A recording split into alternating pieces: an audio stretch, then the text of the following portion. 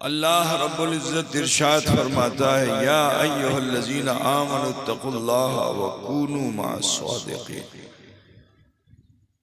ऐ ईमान वालो, अल्लाह से डरो और सच्चों के साथ हो जाओ।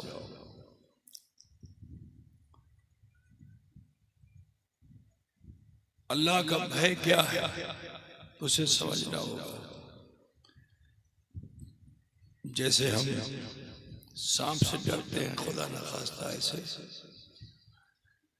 किसी बॉस से डरते हैं, खुदा न खास्ता ऐसे नहीं।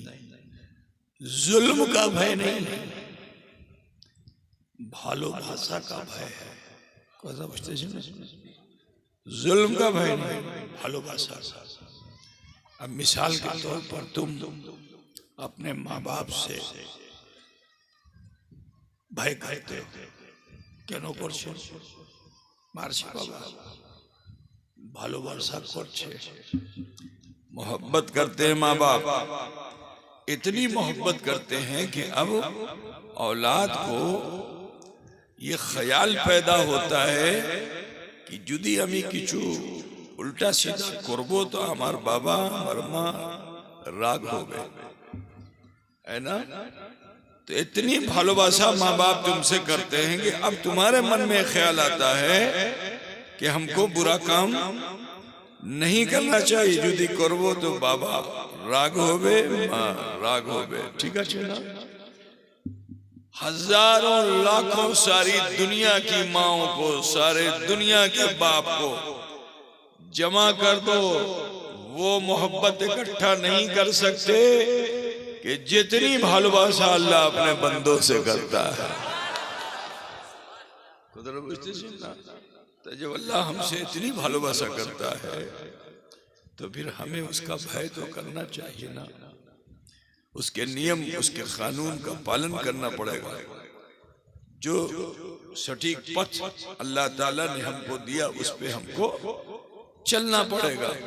ठीक है ना?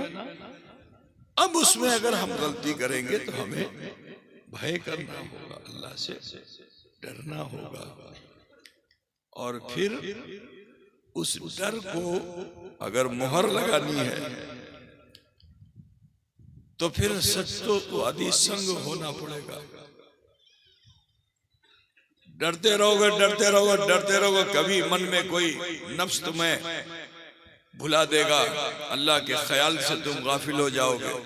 जब उसके ख्याल से गाफिल हो जाओगे, चोरी करोगे, झूठ बोलोगे, डाका डालोगे, जुल्म करोगे, खता करोगे। ठीक?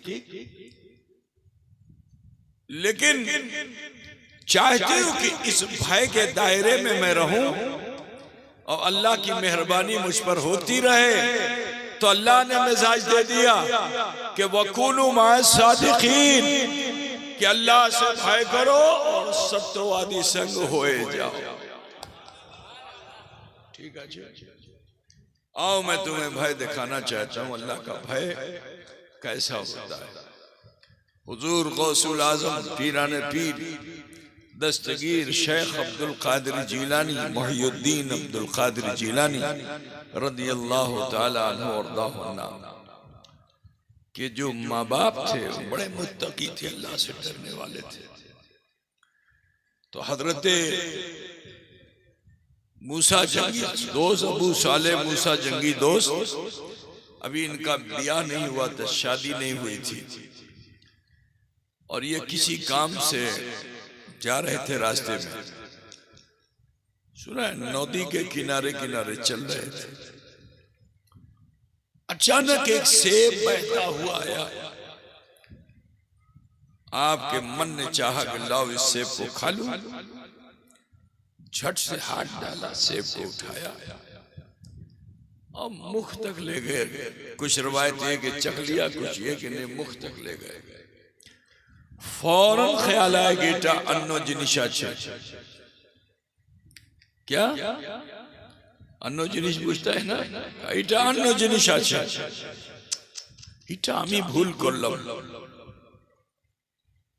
अब भूल करलम, तुम्हारा तो कोई घर नहीं, कोई बाड़ी नहीं, कोई गांव नहीं, नदी का किनारा है, बहता हुआ सेब आ रहा है, कहां से आ रहा है? तो शरीयत का हुक्म यह है कि अगर पड़ी हुई जमीन चीज, जमीन पे किसी की गिरी हुई चीज है, तुमने अगर उठा लिया तो तुम्हारी जिम्मेदारी बनती है कि उसके मालिक को ढूंढकर उस तक पहुंचाओ। ये है इस्लामी शान, ठीक। लेकिन अगर ढूंढते ढूंढते थक जाओ और वो मालिक तुमको ना मिले तो फिर शरीयत का हुक्म ये है कि बैतुल माल में जमा कर दो। और अगर बैतुल माल भी नहीं है तो फिर जहां से उठाया था वहीं रख दो। खुदा बुझ रहा है तुमको भाई, परानपुर वाला कोई असुविधा तो नहीं ना? हाँ, मुझे 1.5 महीना हो गया मुसलसल बोलते बोलते गले का हाल देख रहे हो क्या है ना, गला घोंट दिया है ना? अभी आपने सुना बोला, सुना आपने? तो अब ये ख्याल पैदा हुआ कि यहाँ कोई गांव नहीं, कोई आबादी नहीं, बस्ती नहीं, किसको दें? बैतुल माल भी नहीं है, तो कहा जहां से उठाया था वहीं धर दो। तो उठाया था उन्होंने पानी पर से, तो पानी जहां से उन्होंने उठाया था वो पानी तो बह गया। जे खने जहां पानी से उठाया था तो सीटा पानी सीटा फूटा ओकने थक बे चला गया। तुम हिंदी बोलो, हम बांग्ला बोले, है ना? बहुत सही है। चला गया। अब ख्याल आया कि या अल्लाह वो पानी तो चला गया जहां से मैंने उठाया था, की करते हो गए? बैतुल माल भी नहीं है, की करते हो गए? कहा कुछ नहीं, इसके मालिक तक मुझे जाना है। दुनिया घूमूंगा, चक्कर लगाऊंगा, जब तक इसका मालिक मिलेगा नहीं चलता रहूंगा। देखो ये अल्लाह का भय। एक भूलमी कोल्लम खोती कोल्लम, उस खोती को शेष होने के लिए हजरत अबू साले मूसा जंगी दोस्त ने अपने सारे जरूरी काम को छोड़ दिया और फिर जिस तरफ से बहता हुआ सेब आया तो उसी तरफ चलने लगे। अपना रास्ता छोड़ दिया। अब उसी नदी के किनारे किनारे किनारे किनारे चलते चलते पैर में छाला पड़ गया। कुर्ता उतार करके कपड़े से बांध लिया पैर को, और इस हाल में भी चल रहे, कपड़ा भी चीथड़ा बन गया। इतना लंबा सफर किया, बहुत दूर जाने के बाद देखा कि एक बगान है और सेब का बगान है। सेब की डालियां नदी की तरफ झुकी हुई हैं।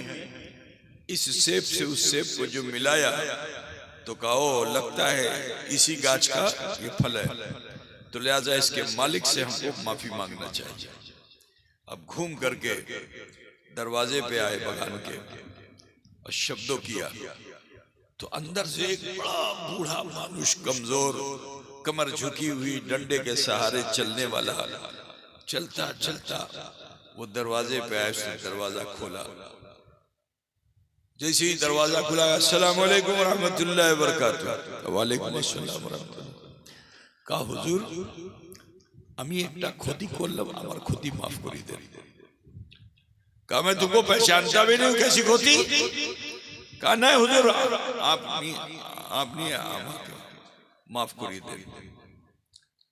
2-3 मरतबा बूढ़े आदमी ने ऊपर से नीचे उसको देखा। कहा ये तो दीवाना भी नहीं मालूम होता, मेरी कोई चीन नहीं, पहचान नहीं, कोई गलती इसने नहीं की। पूछा क्या खोती किया तुमने? कहा हुजूर हम फला मुकाम पे थे, आपके बगान का सेब बहता हुआ गया था, उस सेब को हमने उठा करके मुख से लगा लिया था। इटा আমি ভুল করলাম হুজুর, আমার ক্ষতি মাফ করিয়ে দেন। बूढ़े आदमी ने देखा, काचा अंदर आशो, अंदर बुलाया। एक जगह जाके वो बैठ गया चौक पे। कहा हुजूर हमारी खोती माफ करिए देन। कहा सुनो एक सूरत है माफ करने की, और क्या? हमारे बगान का माली जो है छुट्टी लेके चला गया है। और बगान की सेवा करने वाला कोई नहीं है, तो तुम इसकी सेवा करो, सेवा करो। अगर तुम्हारी सेवा मुझको पसंद आ गई तो तुम्हारी खोती को मैं माफ कर दूंगा। तो गौसे आजम के वालिद ने कहा ठीक है, আমি सेवा करब, बगानेर सेवा আমি করব, আমি থালা বানাবো, আমি জল দিব, আমি खाद দিব, যত काम बगान का संपूर्ण আমি করব। ठीक, उस बूढ़े आदमी ने जिम्मेदारी दे दी कि ठीक है, अब इस बगान की सेवा तुमको करना है। और बूढ़ा आदमी चला गया, साल भर नहीं आया। एक साल में इतनी सेवा पेड़ की गाछ की कि गाछ भी तनावर हो गया, टहनियों में भी खूब हरा भरा हरी भरी पत्तियां ही नहीं आई, फल भी आ गया। अब जब बेचने का समय आया तो पैकार आया, पैकार आए, एक आए, दो आए, चार आए, 10 आए, अच्छे दाम पे बिक गया सेब। जब सेब बिक गया एप्पल, तो फिर हजरत अबू सालेह मूसा जंगी दोस्त ने कहा कि हुजूर की अमर खुदी माफ होलो कि नहीं? कहा चुप थाको, चुप थाको, कहा चुप थाको, चुप थाको, আমি বেশি চিন্তিত আসে পরে কথা হবে। एक बात बताओ, अगर किसी को फ्री का नौकर मिल जाए, टका पैसा नहीं देना हो, फ्री का मिल जाए तो उसको वो छोड़ेगा? बोलो भाई, तो फ्री का मिला हुआ तो कहां से छोड़ेंगे? कहा चुप थाको, चुप थाको, আমি বেশি চিন্তিত আছি পরে কথা হবে। ये कह के वो बूढ़ा मानुष फिर चला गया। अब फिर यहाँ वही थाला, वही पानी, वही खाद, सेवा। साल फिर गुजर गया, मालिक नहीं आया। जब साल पूरा हो गया, फल और अच्छा आ गया, बड़ी अच्छी कीमत पे बिक भी गया। जब बिक गया, हुजूर की अमर खुदी माफ होलो ना की? कहा चुप থাকো, আমি চিন্তিত আছি পরে কথা হবে। तो दोबारा फिर जब यही कहा तो फिर ये चुपचाप हो गया, वो बूढ़ा आदमी चला गया। फिर साल गुजरा, फिर फल आया, फिर बिका। जब बिक गया तो कहा हुजूर की अमर खुदी माफ होलो ना की? कहा चुप থাকো, चुप থাকো, আমি বেশি চিন্তিত আছি। तब हजरत अबू सालेह ने पूछा कि मेरे मालिक, आपने चिंता की? सीधा बोलो। हो सकता है कि हम आपकी वो चिंता शेष कर दें। आप बताइए, वो भी सेवा हम करने को तैयार है। की चिंता? कहा चिंता इटा एक আমার মেয়ে আছে, মেয়ে আছে। हम चाहते हैं कि समय पे उसका ब्याह हो जाए, लेकिन उसके हिसाब का कोई वर हमको मिल नहीं रहा है। इतना कहा, उसके बाद फिर बूढ़े आदमी ने उसके चेहरे पर नजर जमाई और उसने कहा ठीक है, আমি তোমার ক্ষতি মাফ করে দেব। কি তুমি আমার মেয়ের সঙ্গে বিয়ে করবে? अरे मेरी बांग्ला समझ रहे हो ना भाई? मैं संगे বিয়ে করবেন? का हुजूर যদি ক্ষতি মাফ হবে তো আমি বিয়ে করিয়ে নেব। कहा लेकिन सुन, मेरी जो बेटी है चौकनाई, क्या बोलते हैं उसको तुम लोग वहां? तो काना बोलते हैं। इतनी बड़ी बुजुर्ग है, उनके लिए हम ये शब्द नहीं बोल सकते, ठीक है ना? कहा चौकनाई, कोई दरकार नहीं हुजूर, আমি করিয়ে নিব। कहा सुनती भी नहीं है, बोलती भी नहीं है। कहा हुजूर कोई दरकार नहीं, আমি যদি আপনি আমার ক্ষতি মাফ করে দেন আমি করিয়ে নিব। कहा लेकिन और सुन, वो लूली है, করবেন? कहा हुजूर যদি ক্ষতি মাফ হবে তো আমি করিয়ে নেব। कहा लेकिन सुन, वो चल भी नहीं पाती है, लंगड़ी है, বে করবেন? कहा हुजूर যদি ক্ষতি माफ होवे तो আমি করিয়ে নিব। बताओ, आज के जमाने में किसी नौजवान का रिश्ता ऐसी लड़की से हो तो करेगा, गला घोंट देगा। समझ गए कि नहीं? है ना? आप समझ गए कि नहीं? गला घोंट देगा।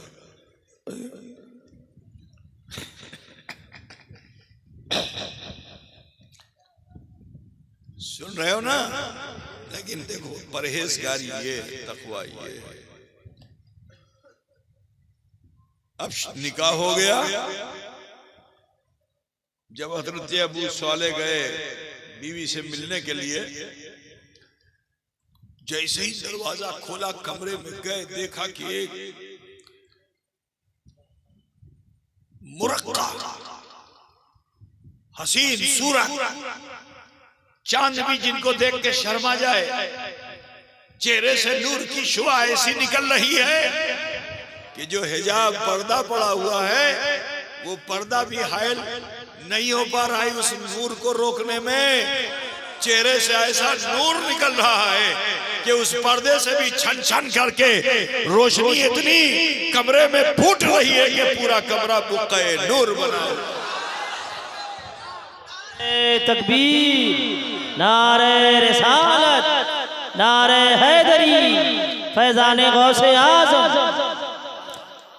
आज इस जमाने में अब्बा अम्मा किसी का बियाह करने से पहले लड़के से कहें देखो शादी जिससे हम करने जा रहे हैं जरा वो काली है, थोड़ा मुंह टेढ़ा है, कर लेगा तो तुझे गाड़ी भी मिल जाएगी। अब अगर मजबूर होके भी वो शादी कर ले, अब जब जाए बीवी से मिलने के लिए तो बड़ी सुंदर हो, बोलिए कितना खुश होगा?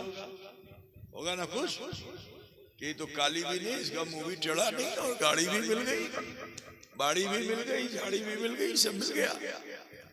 बड़ा खुश होगा वो, है ना भाई? लेकिन हजरत अबू साले वो हैं कि जब पहुंचे देखा हसीन सूरत मुरक्का, निगाहें झुक गई, हया वाले थे। कहा लगता है मैं किसी और कमरे में आ गया, ये मेरी बीवी नहीं है, क्योंकि मेरी बीवी तो अंधी है, मेरी बीवी तो लूली है, लंगड़ी है, ऐसी है वैसी है, ये मेरी बीवी नहीं है। तो झट से मुड़े दरवाजे की तरफ कि चलो दरवाजा खोले और बाहर निकले। अब जो दरवाजा खींच रहे हैं तो खुल ही नहीं रहा, क्योंकि उस बूढ़े मनुष्य ने बाहर से सीकड़ लगा दिया था। बहुत आवाज लगाई, बहुत आवाज लगाई, अरे भाई कोई है दरवाजा खोल दो, कोई है दरवाजा खोल दो। जब थक हार गए कि कोई खोलने वाला नहीं है, कहा या अल्लाह ये रात कैसे पार होगी? रात तो पहाड़ बन गई है, या अल्लाह ये कैसे पार होगी? अल्लाह एक तरफ तो औरत बैठी हुई है, दूसरी तरफ मैं हूं, नफ्स खुदा न खास्ता गालिब ना आ जाए। तो फौरन ही हजरत अबू साले ने कहा कि अल्लाह का फरमान है इन्ना सलात तन्हा अनिल फहशाए वल मुनकर, कि बेशक नमाज तमाम बेहयाइयों बुराइयों से रोक देती है। अगर तुम अपनी इज्जत बचाना चाहते हो अबू साले तो कुछ नहीं, मुसल्ला बिछाओ और यादे खुदा में मुस्तगरक हो जाओ। समझ रहे हो कि नहीं? हजरत अबू साले मूसा जंगी दोस्त ने मुसल्ला बिछा दिया। अब जो मुसल्ला बिछाया, अल्लाहु अकबर कह के लंबी लंबी सूरतें पढ़ने लगे कि किसी तरह से सुबह हो जाए।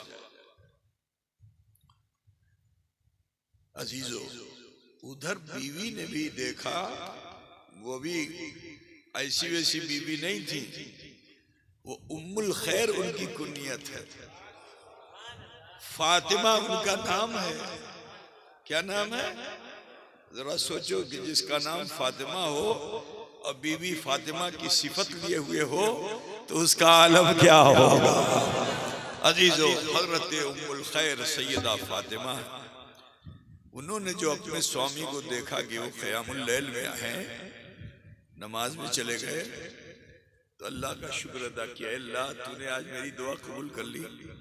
मैं तुझसे मांगती थी कि अल्लाह मुझको ऐसा स्वामी देना, ऐसा स्वामी देना, ऐसा शौहर देना आजकल की लड़कियां चाहती हैं कि उसको ऐसा स्वामी मिले कि जो खूब ज्यादा तफरी करने वाला हो, खूब ज्यादा दौलतमंद हो। आज की सोच ये है।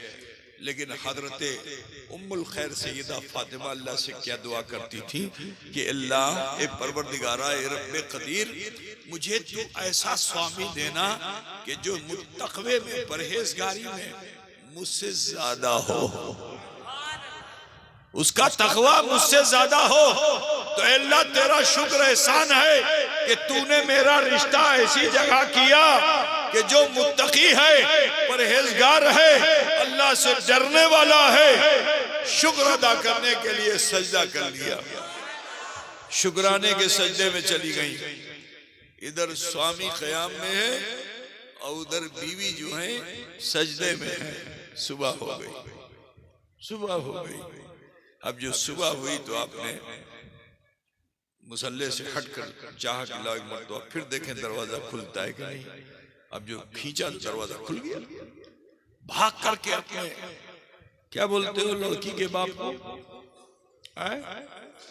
बांग्ला में क्या बोलते हो, ससुर, अब्बा भी है ना। क्या बात है, तुम्हारी शादी हो गई क्या? होने वाली है, तैयारी कर रहा है ना। ठीक, ससुर मुशाई बोल रहे मौलाना इधर से, है ना। ससुर के पास पहुंचे, सलाम अलैकुम। हुजूर आपने तो किसी अन्नो कमरे में मुझको भेज दिया था। हुजूर वहां तो कोई अंधी औरत नहीं थी, लगड़ी लूली औरत नहीं थी। हुजूर आपने मेरे ऊपर ये क्या किया? किस इम्तिहान में मुझको डाल दिया था? तो जानते हो वो भी अल्लाह के बहुत बड़े वली थे। उनका नाम था अब्दुल्ला सौमई रज़ियल्लाहु ताला अन्हु। तो हजरत सैयदना अब्दुल्ला सौमई ने पीठ पर हाथ फेरा, पेशानी चूम ली और फरमाया, बेटा मैंने तुझे जिस हुजरे में भेजा था वो किसी गैर का हुजरा नहीं था, वो मेरी बेटी ही का हुजरा था।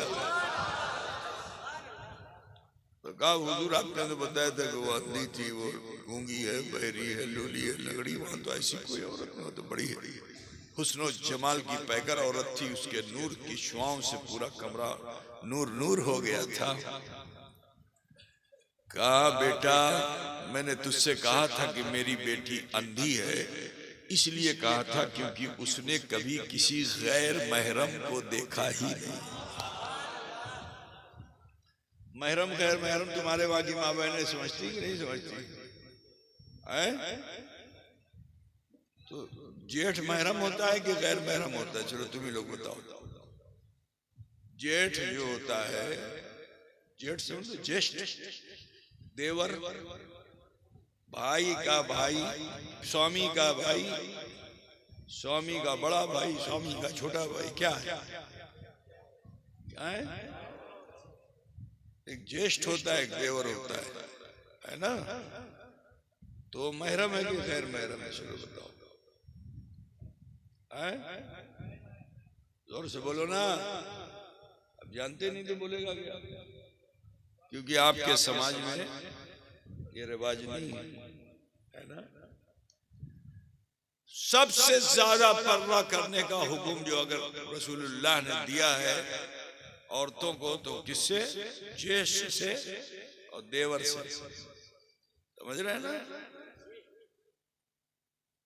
और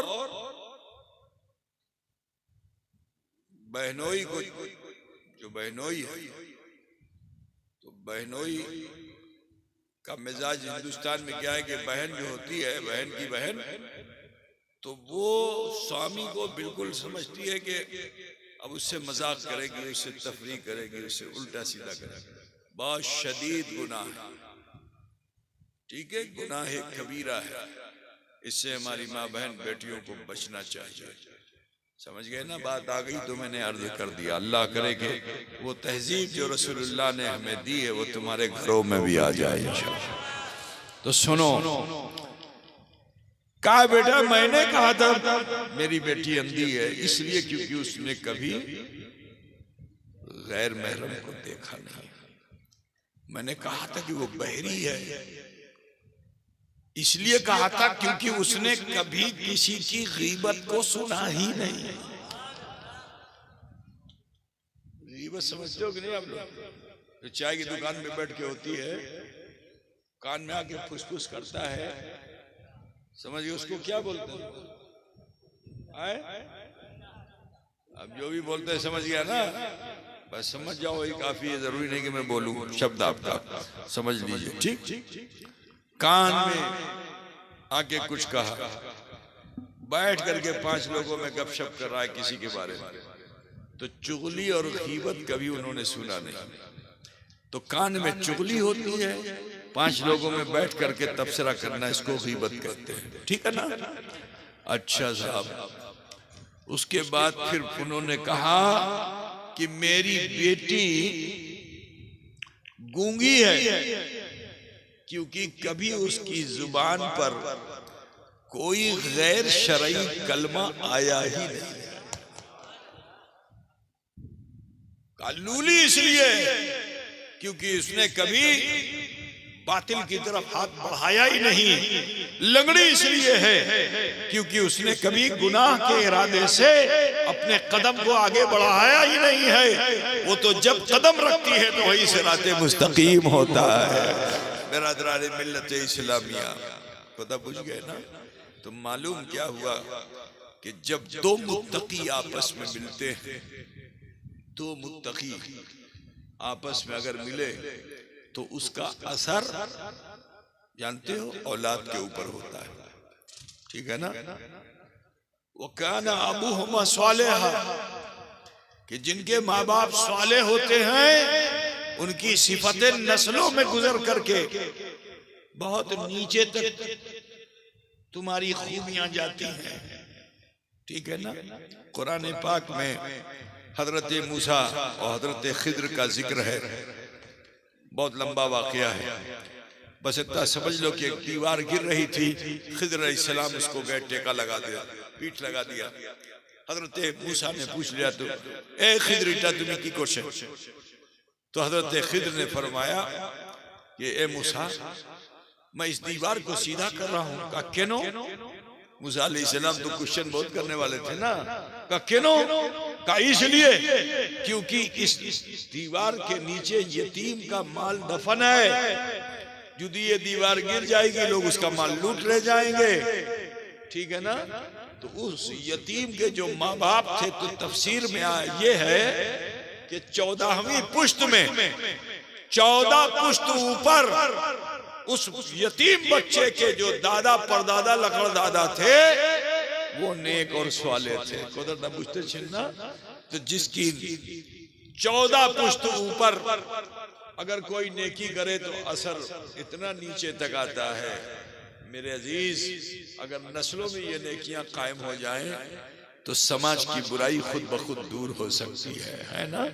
तो जब 2 मुत्तकी आपस में मिलते हैं, मैं यहाँ थोड़ा सा बता दूं कि हजरत हाजिरा का सफा और मरवा पे दौड़ना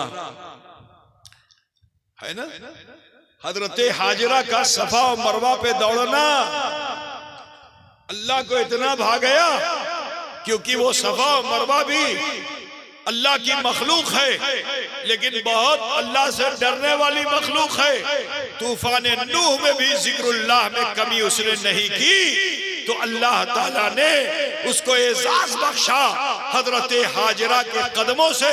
जब हजरत हाजिरा का कदम उस पत्थर पे पड़ गया तो यूं कह लो कि जब 2 मुत्तकी आपस में मिले तो उसका असर इस्माइल की एडियो पर नजर आता है कि ठोकर मार दी तो जमजम का वजूद हो गया।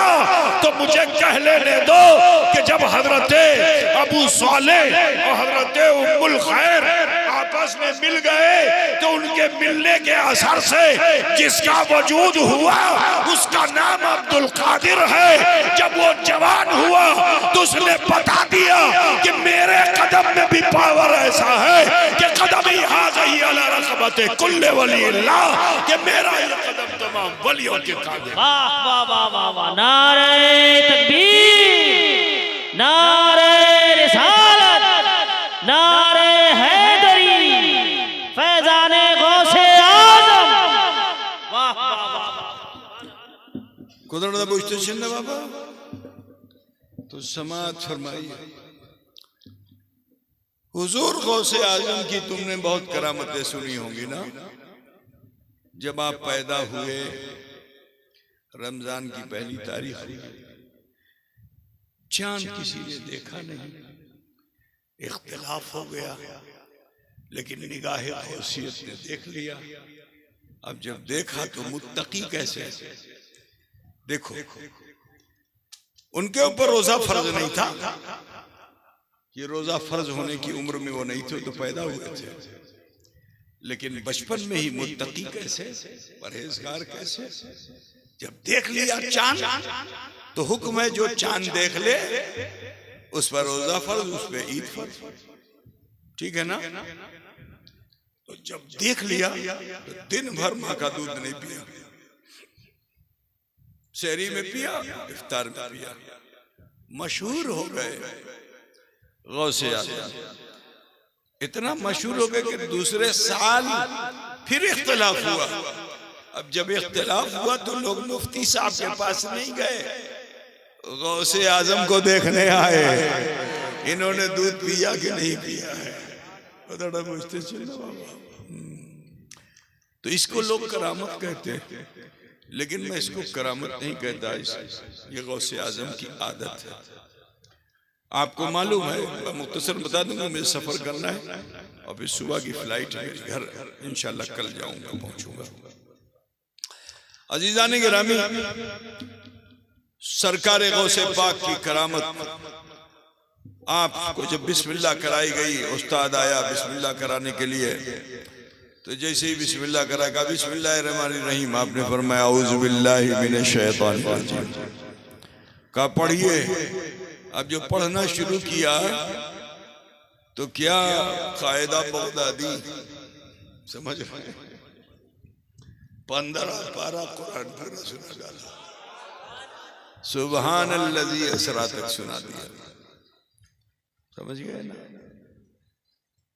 तो इसको लोग कहते हैं करामत, लेकिन मैं कहता हूं ये आदत है।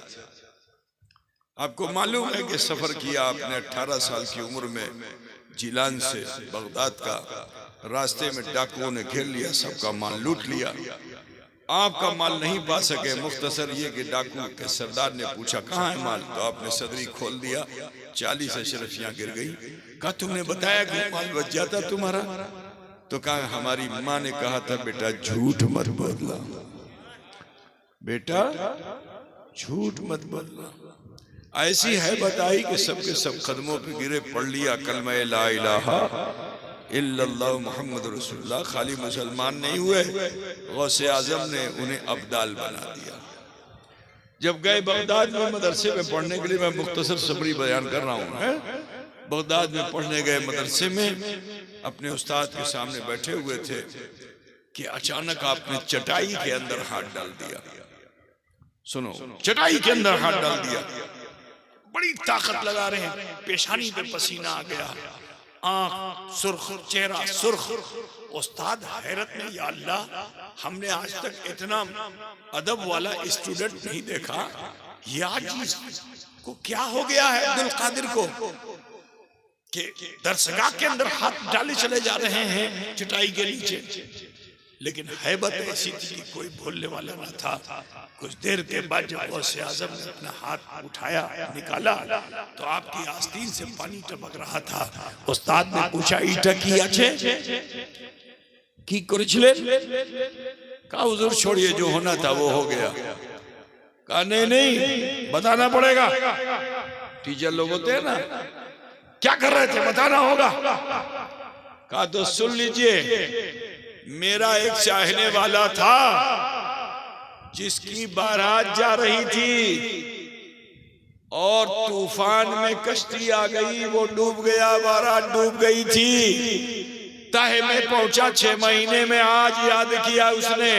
6 महीना पहले डूबा था, आज उसने याद किया, या शेख अब्दुल कादिर जिलानी शायर लिल्लाह, के अब्दुल कादिर जिलानी मेरी मदद कीजिए। तो मेरी गैरत ने यह गवारा ना किया कि कोई मुझे समंदर की तह से पुकारे और मैं उसकी मदद ना करूं, तो मैंने हाथ इसलिए डाला था ताकि तह से उसकी कश्ती को किनारे लगा दिया जाए। आप लोग समझ रहे हैं ना जी? इसको लोग करामत कहते हैं, हमें इसे आदत कहते हैं। ठीक, ये गौसे आजम की आदत है। और एक और बताता चलूं, गौसे पाक मदरसे में पढ़ते थे, लेकिन मिजाज में तो कलंदरी तहजीब थी, है ना? तो दिल चाहता था कि कोई अल्लाह वाला मिले, कोई सच्चा मिले, जो अल्लाह की मारिफत दिलाने वाला हो वो मिले। तो दिन में मदरसे में पढ़ते थे और रात में जिनका मदरसा था हजरत हम्माद का, उन्हीं के खानकाह में आप जाते और फिर यहाँ मारिफत की तालीम होती। हजरत हम्माद इधर शरीयत की तालीम, इधर मारिफत की तालीम। लेकिन एक चीज सुन लो, मारिफत और शरीयत अलग अलग नहीं है।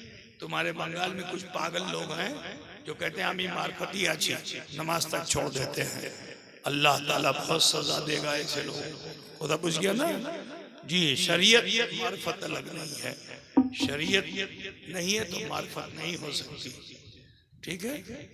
और मार्फत नहीं है तो हकीकत नहीं हो सकता, ठीक? शरीयत जमीन है, मारिफत उसकी मंजिल है, हकीकत उसका दीदार है। बुझते ना? तो अजीजो, तो रोजाना आप रात में जाके बैठते थे करते हम्माद के वहां। ऐसे वो बुजुर्ग थे कि अरब अजम में हजरत हम्माद का इतना चर्चा था कि अगर मिसाल के तौर हिंदुस्तान में भी कोई था ना, तो वो उन्हीं की राग अलगता था। जैसे मिसाल तो बंगाल में हम हैं, ख्वाजा की राग लापते है ना, मेरे ख्वाजा लगाते हो ना। हम हिंदुस्तान में आज हम गौस का दम भर रहे हैं, भालोबासा। ऐसे ही हजरत हम्माद का भी रंग था। उनके अमल का सूरज जो है दुनिया में डूबता नहीं था, हर जगह उनका चर्चा था, हर जगह उनका चर्चा। अब वहां जाके बैठते, मारिफत की तालीम हासिल करते। एक दिन खानका से जो निकले बाहर, तो देखा कि एक आदमी रोता हुआ जा रहा है। अब उसको रोता हुआ जाते तो देखा तो आपके दिल में रहम आया, तरस आई। का उससे पूछना चाहिए क्यों रो रहे हो, तसल्ली देनी चाहिए। तो पीछे से जाके कंधे पे हाथ रख दिया और उससे पूछा कि भाई केनो तुम्हें कांछे, तुम्हें केनो कांछे? तो छोड़िए मुझे मेरे हाल पे, छोड़िए, छड़िए नहीं। कहा नहीं, बताओ ना भाई क्यों रो रहे हो, कोई तकलीफ है, कोई परेशानी है, तुम्हारा माल लूट गया है, क्या हुआ, क्यों रो रहे हो?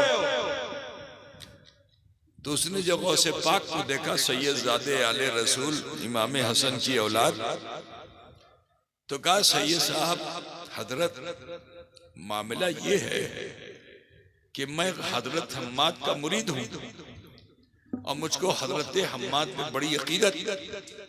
मैंने अपने सारी दौलत जो मेरे पास थी उससे मैंने कारोबार का माल कीन लिया है और सब ऊंट पे मैंने लाद दिया है। मैं आया था कि हजरत से दुआ ले लूं ताकि मेरा सफर आसान हो जाए और मेरे कारोबार में लाभ हो जाए। हजरत से दुआ लेने के लिए जो पहुंचा, हजरत से सलाम किया और जी लगाई कि हुजूर मैं जा रहा हूं मुल्क शाम, कारोबार के लिए दुआ कीजिए कि सफर आसान हो और मेरे कारोबार में नफा हो। हजरत ने फौरन ही फरमा दिया, देख अगर बगदाद छोड़ेगा तो मर जाएगा, जान की खैर चाहता है तो बगदाद में रहे, और तेरे माल में नुकसान होगा, कारोबार में नुकसान होगा, क्या बनना। अब पीर साहब ने ऐसा फरमा दिया है और मैं अगर नहीं जाऊंगा तो ये जितना माल है बगदाद में बिकेगा नहीं, कोई इसको कीनने वाला नहीं है, इसकी वैल्यू जो है वो शाम में है, यहाँ नहीं है, तो ये सब बेकार हो जाएगा, मेरे घर में फाका होने लगेगा, बच्चे भूखे मरने लगेंगे, इसलिए रो रहा हूं। तो हजरत गौसे पाक ने फरमाया, अच्छा ठहर, थम, आंख बंद कर ली। थोड़ी देर आंख बंद किए रहे,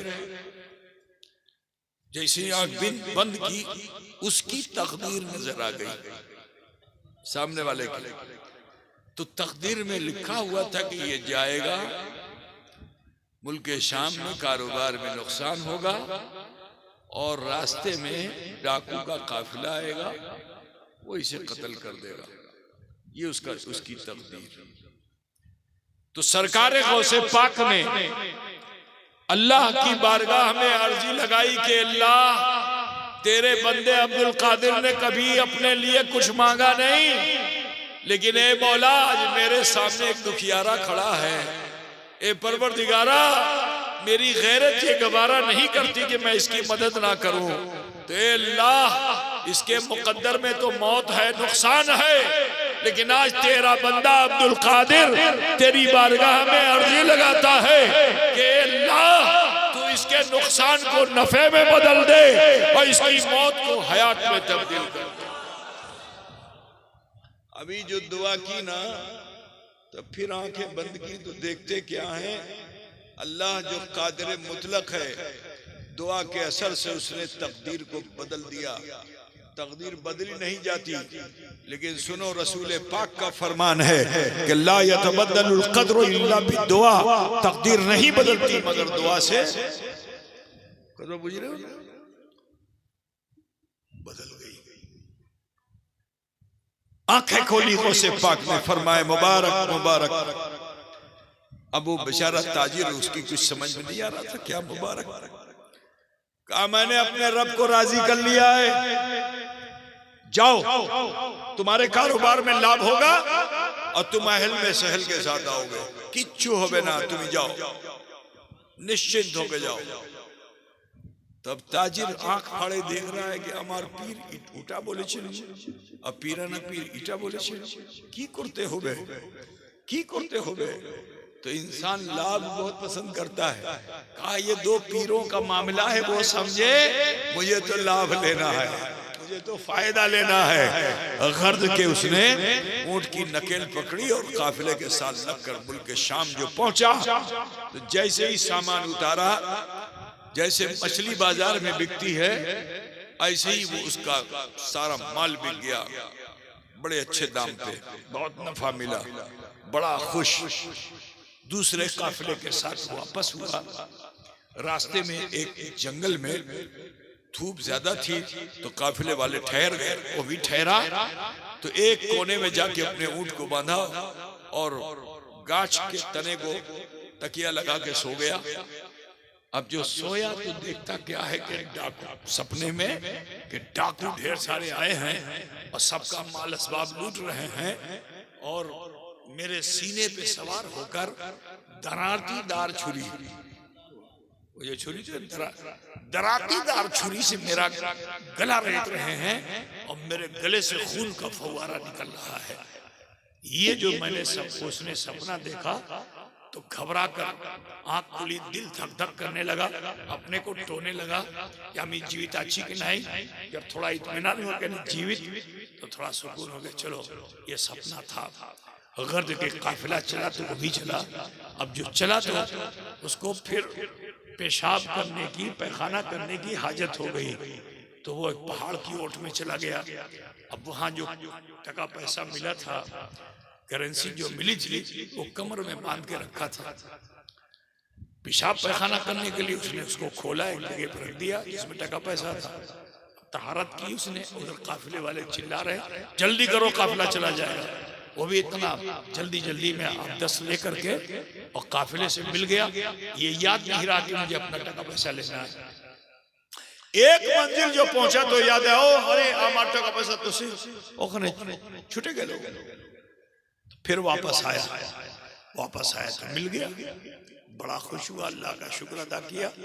काफिले के साथ जब बगदाद पहुंचा तो ऊंट में बैठा हुआ सोच रहा था कि पीर से मिलूं कि पीराना पीर से मिलूं, पीर से मिलूं कि पीराना पीर से मिलूं। ठीक है, और नकेल को उसने ढीला छोड़ दिया ऊंट की। ऊंट आदि था उस शहर की गली कूचे से, तो वो सीधा उसी गली में दाखिल हो गया जिस गली में उसके पीर और मुर्शिद की खानका थी। और ठीक खानका के सामने जाके ऊंट रुक गया। अब जब रुका तो इसकी आंख खुली तो देखता क्या खानकाए हम्मदिया का, चलो पीर साहब की खानका आ गई है तो वहीं चल के मिलते हैं। अब जो गए पीर साहब से, उस वक्त मिंबर पे आप खुतबा दे रहे थे, इनको जो आते हुए देखा तो जीना उतर रहे हैं मिंबर का और क्या कह रहे हैं, अहलन व सहलन मरहबा, अहलन व सहलन मरहबा, अहलन व सहलन मरहबा। अहल में सहल के साथ आ गया। आप पे बहुत खुशी है, मुबारक है अजीजों। और मजमे को चीरते हुए पीर साहब खुद ही आगे बढ़ के इस्तकबाल कर रहे हैं, स्वागत कर रहे हैं अपने मुरीद का। और जब करीब पहुंचे तो मुरीद को सीने से चिमटा लिया, आंख में पीर साहब के आंसू है, पीठ पे हाथ फेर रहे हैं पीर साहब। मुरीद बड़ी हैरत में, या अल्लाह आज ये पीर साहब को हो क्या गया है। मैं जब आया था सफर के लिए तो पीर साहब ने कहा जाबे ना मुर जाबे, माल में नुकसान होगा। ये क्या हो गया पीर साहब को कि आज मेरे पीठ भी सहला रहे हैं, उनकी आंख में आंसू भी है, रो भी रहे हैं। तो मुरीद के मन में बहुत जल्दी बुरा ख्याल आ जाता है। तो मुरीद ये सोचा कि वो टका पैसा लेके मैं आया हूँ, पीर साहब को लगता है ध्यान हो गया है। समझ रहे हो ना। अब पीर वो होता है जो रोशन ज़मीर होता है। सीने से जुदा किया, कहा बेटा तू ये सोच रहा है कि मैं तुझे मुबारकबाद क्यों दे रहा हूं। सुन, आज भी मैं कहता हूं जो मैंने कल कहा था वो सही था। तेरे साथ वही होने वाला था जो मैंने कल कहा था तुझसे कि तू मारा भी जाएगा, तेरा माल का नुकसान भी होगा, तेरे साथ वही होना था। कहा तो हुजूर मैं आ गया हूं। कहा ये बता तू अब्दुल कादिर जिलानी तुझसे मिले थे। कहा हुजूर मिले थे। तो उन्होंने क्या कहा था। कहा कि अहल में सहल के साथ आएगा। कहा सुन ये बता कि फला बगान में तूने सपना देखा था। कहा हुजूर देखा था। कहा डाकुओं का सरदार आया था, तेरी गर्दन रेत रहा था। कहा हुजूर देखा था। कहा खून का फव्वारा निकल रहा था। कहा हुजूर देखा था। कहा सुन यही तेरी जिंदगी और मौत की हकीकत थी। अच्छा बता फला जगह में तेरा टका छूटा था, बाद में मिला था। कहा मिला था। कहा यही तेरी तकदीर थी, लेकिन आज जो तू लौट कर आ गया है अहल में सहल के साथ, तो कल मैंने जो बताया था वो तेरी तकदीर थी। आज तू कामयाब होकर लौट के आया है, ये अब्दुल कादिर की तदबीर थी।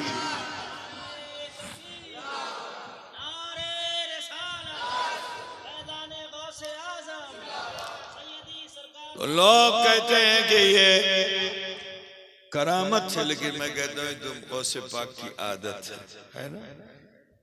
70 घर में एक ही वक्त में पहुंच जाते हैं।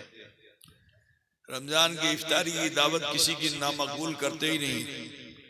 जो अफ्तारी की दावत देता है ठीक ठीक ठीक ठीक। अब जब उस डेट में सबके दस्तरखान पे शेख अब्दुल कादिर मौजूद, किसी के दिल को दुख नहीं देते। एक दिन उनको जोश आ गया, बस अभी बताना चाहता हूँ, इसी पे बात खत्म कर दूंगा, वरना ये किस्सा ऐसा है कि ये कभी खत्म ही नहीं हो सकता। तो एक दिन उनको जोश आया, हजरत हम्माद के पास आए और हजरत हम्माद से कहा कि हुजूर मैं अल्लाह को देखना चाहता हूँ। क्या कहा? आमी अल्लाह दीदार करते चाची। हुजूर बताइए तरीका, खुदा को देखना कैसे नसीब होगा। तो कहा है अब्दुल कादिर जिलानी এটা তুমি করতে পারবো না। কা পারবে না? কেন আমি করতে পারবো না? आप लजीज दस्तरखान आपका होता है, बिरयानी है तो गोश्त है तो मुर्गा है तो ये है, और दावत कोई दे दे तो एक दो की नहीं कबूल करते, एक ही वक्त में 70 की कबूल कर लेते हैं।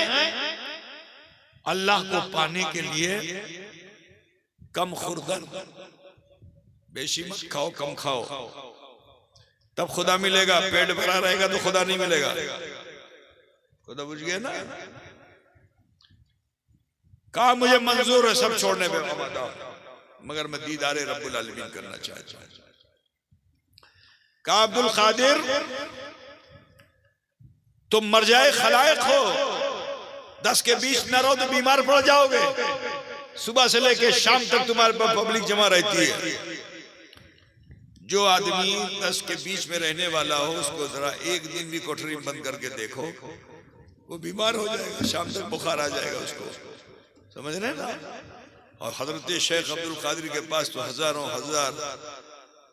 हजार तकरीर करते थे, तो एक मजमे में 70 हजार, एक लाख लोग शरीक होते थे। जरा सोचो कैसे थे गौसे पाक। कहा ये आपसे नहीं होने वाला है। कहा मैं सब कुछ तजने को तैयार हूं, लेकिन सिर्फ अल्लाह को देखना चाहता हूं, दीदार इलाही करना चाहता हूं। तो कहा सुनो, उसके लिए तुमको चिल्ला करना होगा। 40 दिन तक 50 ग्राम जौ के पानी पे रहना होगा, उसी से सहरी भी करनी होगी, उसी से इफ्तार भी करना होगा। कितना? देखो चालू हो गया। इन्ना लिल्लाहि व इन्ना इलैहि राजिऊन। अब फातिहा कर दो। चलो हो गया। अब बैठ जाओ। तुमसे ज्यादा फिक्र हमको है, चिंता मत करो। परानपुर गए ना, मानेगा नहीं। थोड़ी सी बात सुन लो। का मंजूर है? 50 ग्राम में आधा बांटो, आधे से शेरी, आधे से इफ्तारी। तुम ही करते परबे? अरे बोलो, कर पाएगा 50 ग्राम में शेरी इफ्तार? 40 दिन ऐसे ही रहना होगा। ये तस्बीह है, जिक्र है, अस्कार है, ये सलातुल तस्बीह है, सलातुल फातिमा है, सलातुल लैल है। ये सारी नमाजें पढ़ते रहना, ये जिक्र अस्कार करते रहना। ठीक? गौस पाक ने कहा मंजूर है। अब जो गए उस कमरे में, कहा तो बड़े शानदार घर में रहते थे। अब खानका की उस कोठरी में जो गए तो खड़े हुए तो सर लग रहा है, सीना नहीं तन सकता, लेटे तो पैर दीवार पे लग रहा है। आपकी साइज से कम की कोठरी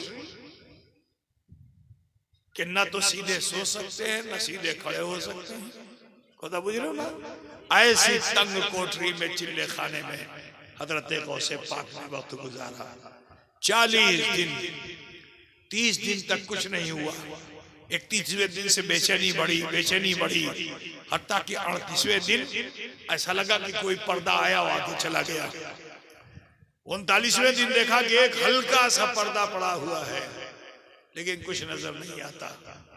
40वें दिन देखा कि थोड़ा पर्दा और हल्का है, और ऐसा लगता है कि कोई साया गुजर रहा है। को तो बुझ रहे हो ना? कोई साया गुजर रहा है। 40 दिन पूरा हो गया, मगर जलवा दिखा नहीं। वापस लौट के आए हजरत हम्माद के पास। हुजूर किचु आमी पहलम ना। तो हजरत हम्माद ने कोई नया वजीफा नहीं बताया, फरमाए एक चिल्ला और कर लो। गौसे पाक फिर चले गए। फिर 30 दिन, फिर 31, 32, 33, 34, 35, 36, 37, 38 वही मंजर। पर्दा आया। 39वें दिन हल्का पर्दा आया। 40वें दिन और हल्का पर्दा आया। लगा के पर्दे के पीछे कुछ है।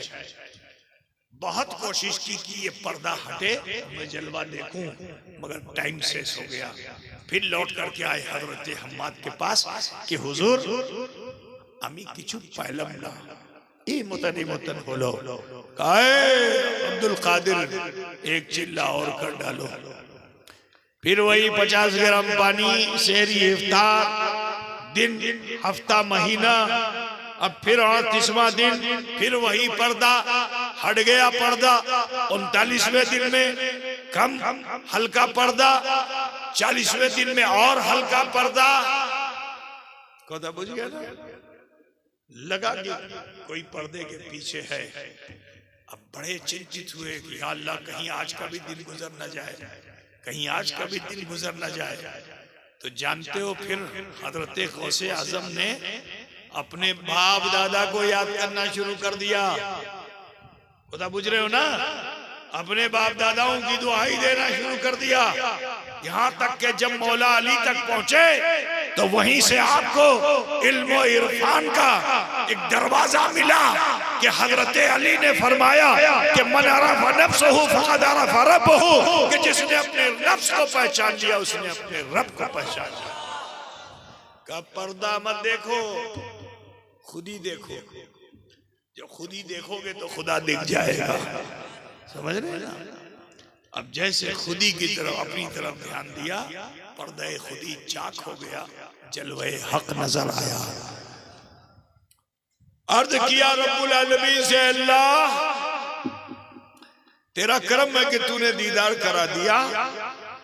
लेकिन जब इंसान कोई खास काम करता है तो उसके मन में खास बात होती है कि जो मेरे मन का राज है वो कोई दूसरा सुन ले, है ना? तो आप लोग कभी बोलते हो ना, कुछ देखा अपने दोस्त से, किचू सुन ले, बोलते ना किचू सुन ले। अब उसके बाद आप चालू हो जाते हो।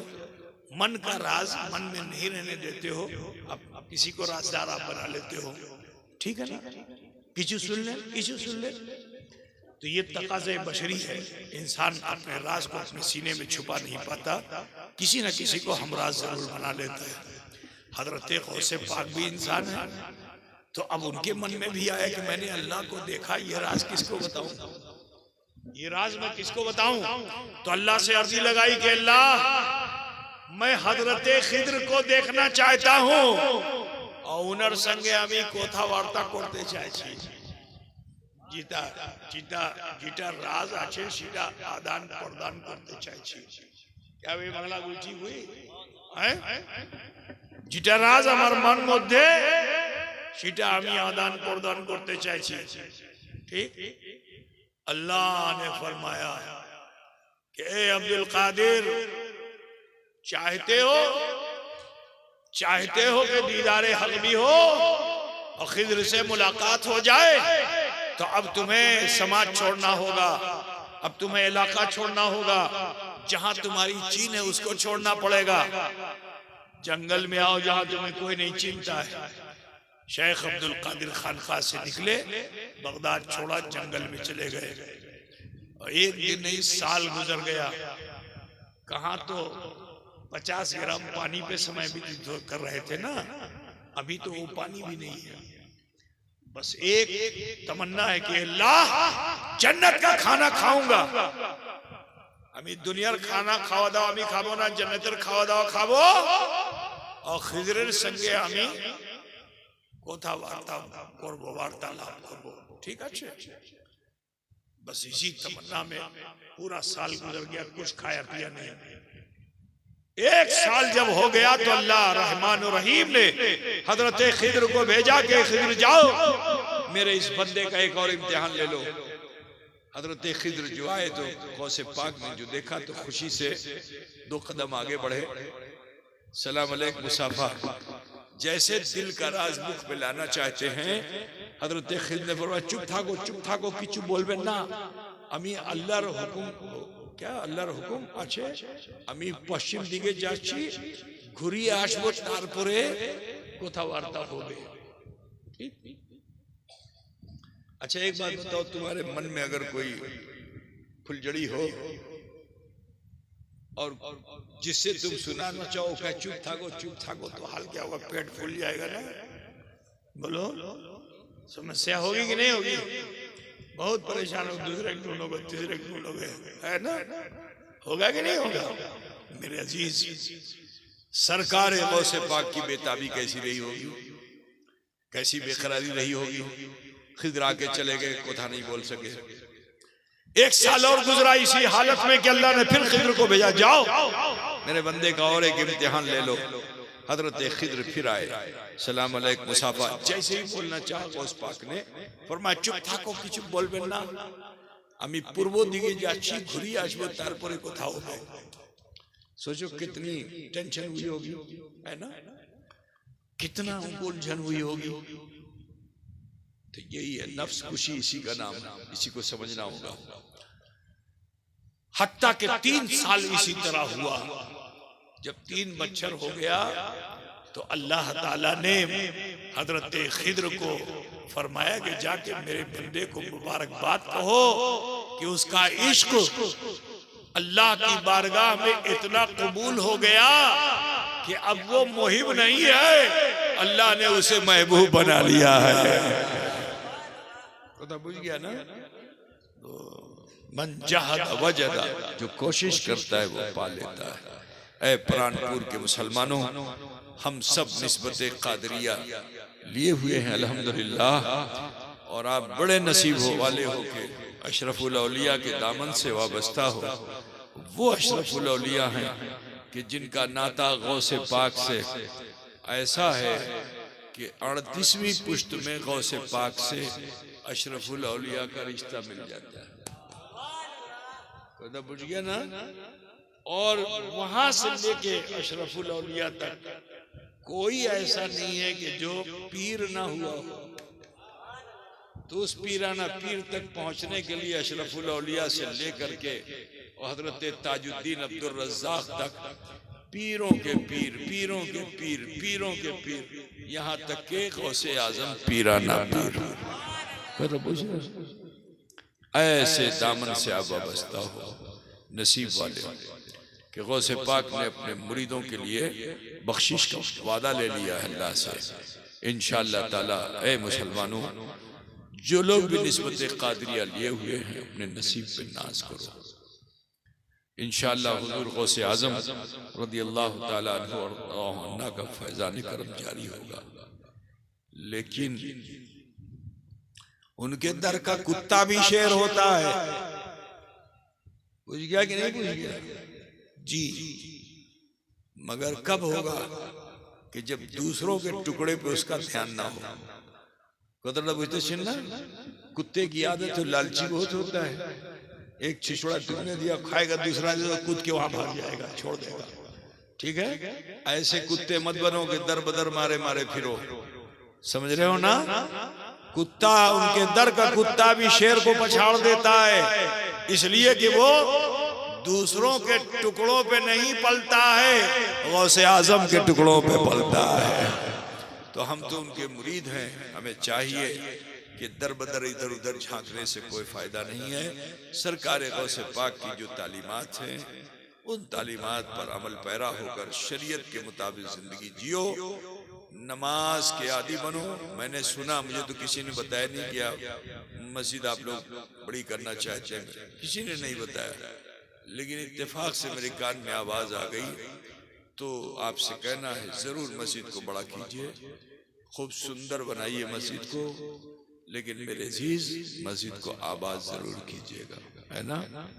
आज हालात बहुत खराब हो रहे हैं मुसलमानों। इस खराब हालत को में अपनी अच्छाई को इतना पेश कर दो कि जो खराबी है वो दूर हो जाए, हर तरफ अच्छा ही अच्छा हो जाए इंशाअल्लाह। मुझे उम्मीद है कि तुम्हारी अपनी परान निकलने से पहले, परान का मतलब जानते हो ना, का हाँ, तौबा जरूर कर लो परान निकलने से पहले। नबी का फरमान है, तूबू क़ब्लन तमूतू, तौबा कर लो इससे पहले के मौत आ जाए। तो प्राणपुर के मुसलमानों, अल्लाह ने अभी तुम्हारी प्राण बाकी रखी है, तो अगर चाहते हो कि इसी जीवन में अल्लाह ताला हमारे तुम्हारे सबके गुनाह माफ फरमा दे, तो आओ जल्दी से हम बुजुर्गों के तरीके को अख्तियार कर लें और दो जानू बैठ जाएं, जैसे नमाज में बैठते हैं। नमाज मुतन बशे जाओ और थोड़ी देर के लिए अपने हाथ को माँ बहन बेटियां सीने पे बांध लें, आप सब नाभि पे बांध लो जैसे नमाज में बांधते हैं, और आंख बंद करके ध्यान लगाओ, अल्लाह मुझे देख रहा है, फिर सोचो कि मैंने जीवन में क्या भूल की खोती की। बचपन, जवानी, बुढ़ापे में नजर डालो, अगर दिख जाए तो उसे इकट्ठा करके अरहमुर रहमीन की बारगाह में पेश कर दीजिए। वो गफूर और रहीम है, हमारे आप सबके छोटे बड़े गुनाहों को माफ फरमाने वाला है।